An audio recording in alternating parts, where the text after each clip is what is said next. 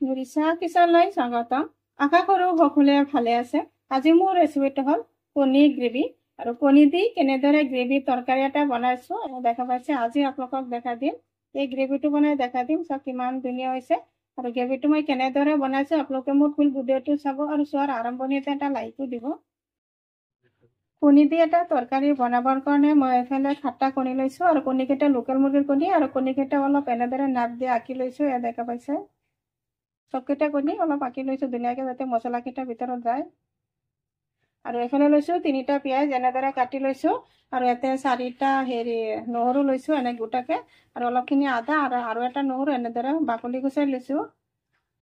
এইফালে গেছত কেৰাহী বহাইছোঁ আৰু কেৰাহীত দি আছোঁ মিঠাতেল।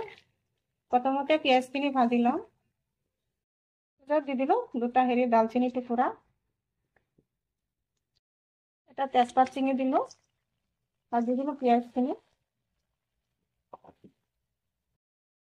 পিঁয়াজখিনি অলপ ভাজি লৈ আছোঁ।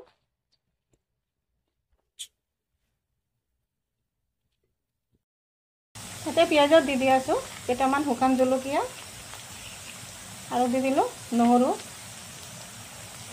আৰু আদা। এইখিনি অলপ ভাজি লওঁ পিঁয়াজৰ লগত।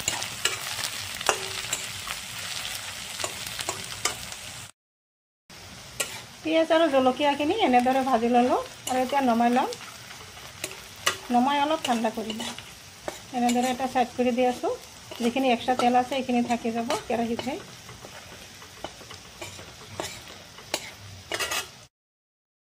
পিঁয়াজখিনি নমাই দিলোঁ আৰু এতিয়া কণীকেইটা অলপ ফ্ৰাই কৰি লওঁ।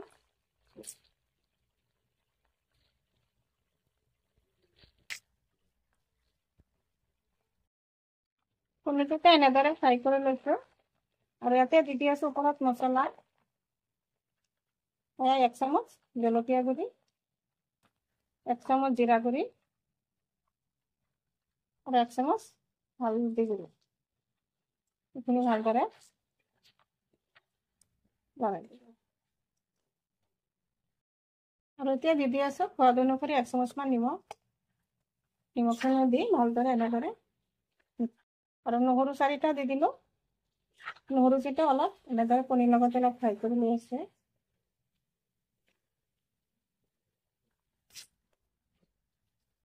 এতিয়া দি আছে ইয়াতে পানী।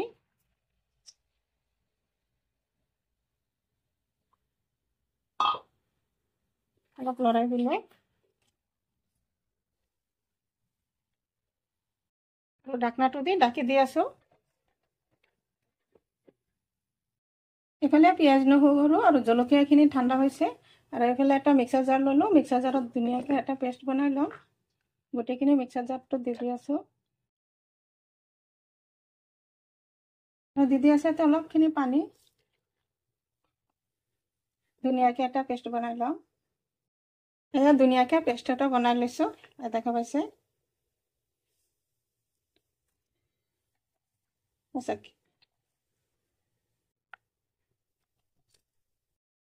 এইফালে এই কণীখিনি উতলাইছে। মিক্সি কৰি থোৱা গুটিখিনি পেষ্ট ইয়াতে দি দিম।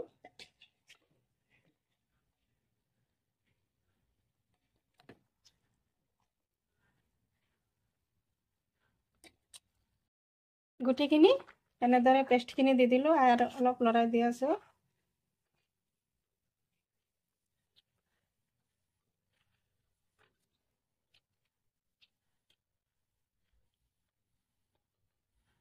দেখা পাইছে গ্ৰেভিখিনি কিমান ধুনীয়া হৈছে, ঘন হৈছে আৰু এতিয়া আৰু 2 মিনিটৰ কাৰণে ঢাকি দিম।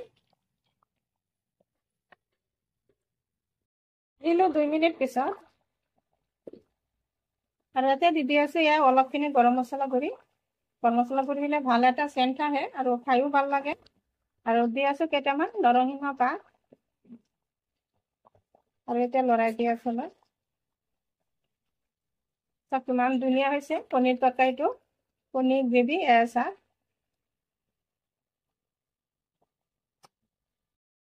আৰু এতিয়া নমাই দিম।